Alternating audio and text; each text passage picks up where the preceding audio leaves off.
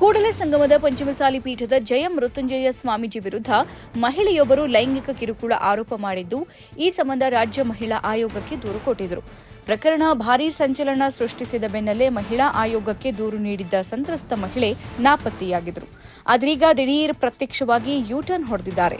ಇಂದು video release ಮಾಡಿರುವ ಮಹಿಳೆ, ನಾನು ಯಾವುದೇ ಲೈಂಗಿಕ ರೀತಿಯ ದೌರ್ಜನ್ಯಕ್ಕೆ ಒಳಗಾಗಿಲ್ಲ.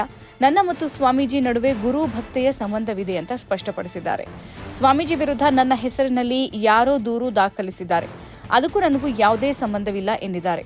ಅಲ್ಲದೆ ಏಪ್ರಿಲ್ 6ರಂದು ದೂರು ನೀಡಿರೋದು ಯಾರು ಅಂತ ಗೊತ್ತಿಲ್ಲ. ಅದೊಂದು ಸುಳ್ಳು ದೂರು. ಆ ದೂರನ್ನು ಯಾರೂ ನಂಬಬೇಡಿ.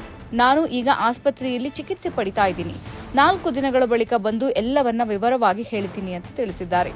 ಪಂಚಮಸಾಲಿ ಸಮುದಾಯಕ್ಕೆ 2A ಮೀಸಲಾತಿ ಹೋರಾಟದ ನೇತೃತ್ವ ವಹಿಸಿಕೊಂಡಿದ್ದ ಜಯ ಮೃತ್ಯುಂಜಯ ಸ್ವಾಮೀಜಿ ವಿರುದ್ಧ ಬೆಂಗಳೂರಿನ ಮಹಿಳೆ ದೂರು ಕೊಟ್ಟಿದ್ದು, ಸ್ವತಃ ಸ್ವಾಮೀಜಿ ತನ್ನ ಖಾಸಗಿ ವಿಡಿಯೋ ಮಾಡಿಕೊಂಡು ಲೈಂಗಿಕವಾಗಿ ಸಹಕರಿಸುವಂತೆ ಮತ್ತು ಪ್ರತಿನಿತ್ಯ ರಾತ್ರಿ ಬೆತ್ತಲೆ ವಿಡಿಯೋ ಕಾಲ್ ಮಾಡುವಂತೆ ಕಿರುಕುಳ ನೀಡುತ್ತಾ ಇದ್ದಾರೆ ಅಂತ ಆರೋಪಿಸಿದ್ರು.